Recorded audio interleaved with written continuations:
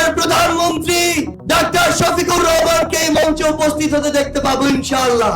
মানবিক বাংলাদেশের স্বপ্নদ্রষ্টা আগামীর বাংলাদেশের প্রধানমন্ত্রী জামাতে আমির ডক্টর শফিকুর রহমান অবশেষে জল্পনা কল্পনার অবসান ঘটিয়ে শুক্রবার পঞ্চগড়ে নির্বাচনী প্রচারণার মঞ্চে পঞ্চগড় ১ আসনের সংসদ সদস্য প্রার্থী সার্জিস আলম ঘোষণা দিয়েছেন জামাত সহ ১০ দলীয় জোটের প্রধানমন্ত্রীর নাম।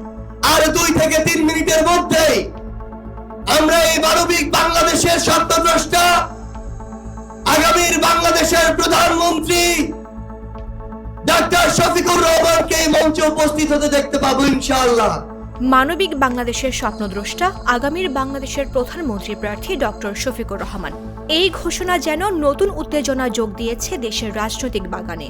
ত্রয়োদশ জাতীয় সংসদ নির্বাচনের আনুষ্ঠানিক প্রচারণা শুরু হয়েছে ২২ ডিসেম্বর থেকে এবং মূল দুটি রাজনৈতিক ব্লকই ব্যস্ত সময় পার করছে। বাংলাদেশের দীর্ঘদিন ধরে একক শীর্ষ নেতাকে সামনে রেখে দল বা জোট নির্বাচনী প্রচারণা চালানোর প্রথা প্রচলিত। বিএনপি নেতৃত্বাধীন জোটে যেমন তারেক রহমানকে সামনে রাখা হয়েছে, তেমনি আওয়ামী লীগ একসময় শেখ হাসিনা বা শেখ মুজিবকে নেতৃত্বে রেখেছে। কিন্তু জামাত সহ ১০ দলীয় জোটে একক নেতৃত্ব বা প্রধানমন্ত্রীর প্রার্থী এতদিনই স্পষ্টভাবে নির্ধারিত হয়নি।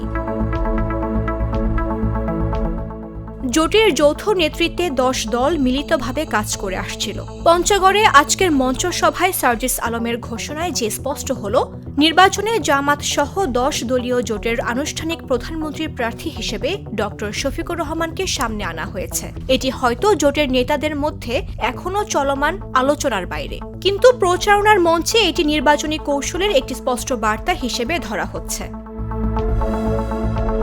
মামদুহা রাইসা, জাগো নিউজ।